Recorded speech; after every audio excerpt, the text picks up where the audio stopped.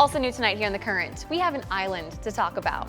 You might remember that back in January, we had the Community Foundation of Greater Muscatine here on The Current because they had just received a historic donation of Towhead Island.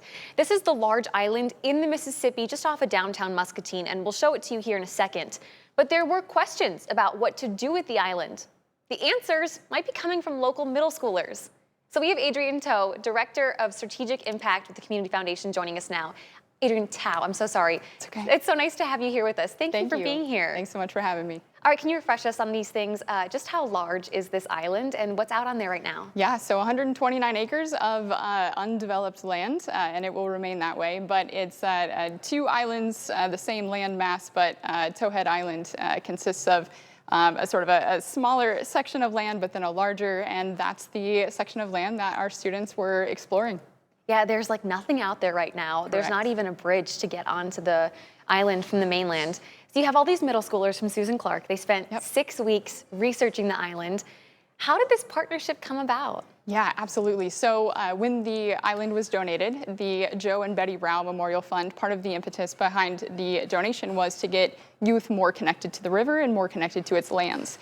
And so we had an opportunity to partner with STEM instructor Pam Jocelyn at the junior high, and she led the students through the question of what should this community do with this? And so as we connected with her and with her students, the question was, we were just gifted this island. The goal is to connect the community with it, and part of that is connecting youth to that story. And so we turned the question back to them. What would you want to do with the island?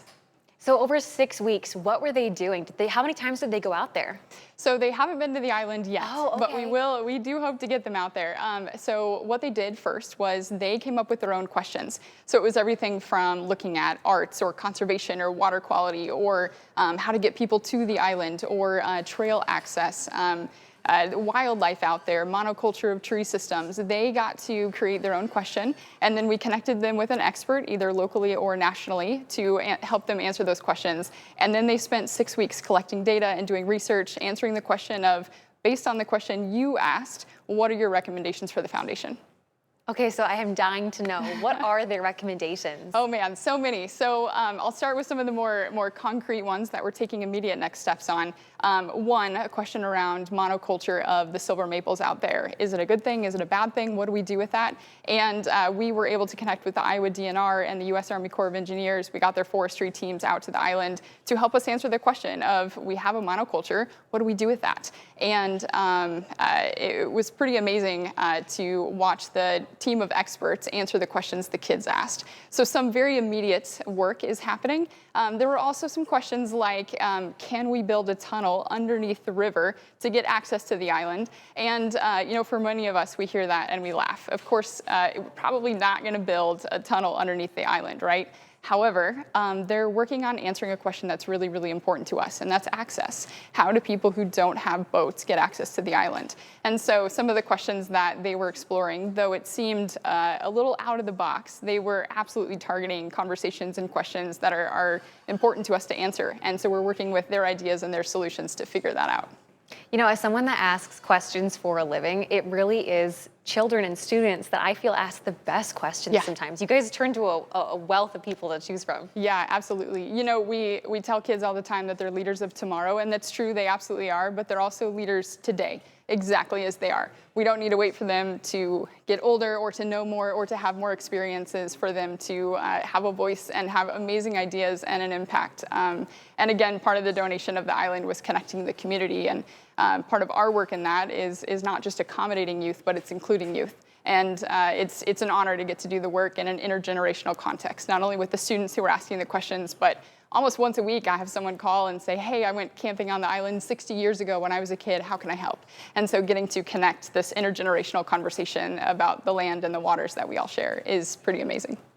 So I know the results just came in recently, but where do you guys go from here? What do you have planned? Yeah, so BioBlitz is happening on June 30th, and that's in partnership with Nahant Marsh Education Center and the Nature Conservancy. So once we have that ecological assessment data, we will have a lot more information about our next steps. We already know we're going to have some invasive species removal work to do, and we look forward to getting a lot of volunteers in on that.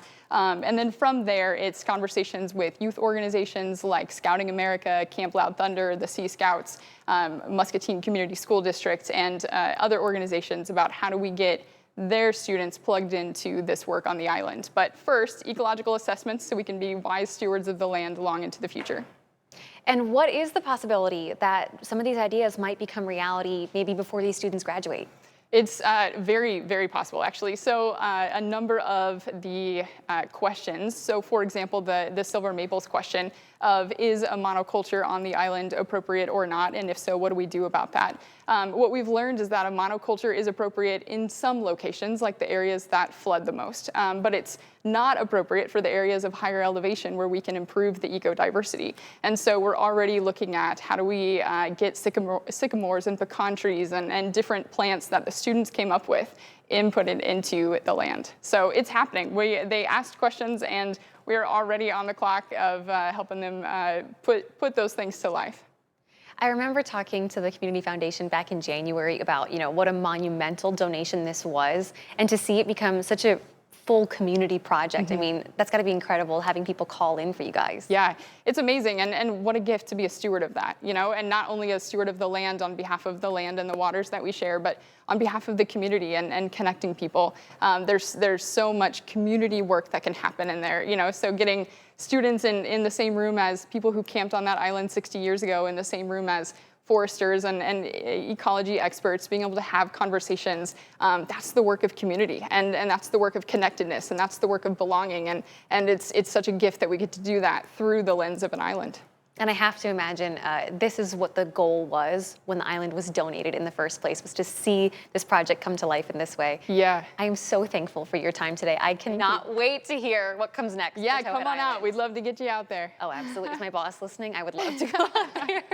Thank you so much for making the drive over here today. Thanks for having us. And for you guys at home, if you want to share this story or learn more about Towhead Island, you can find our online version up at WQAD.com underneath the As Seen on TV tab at the top of the homepage.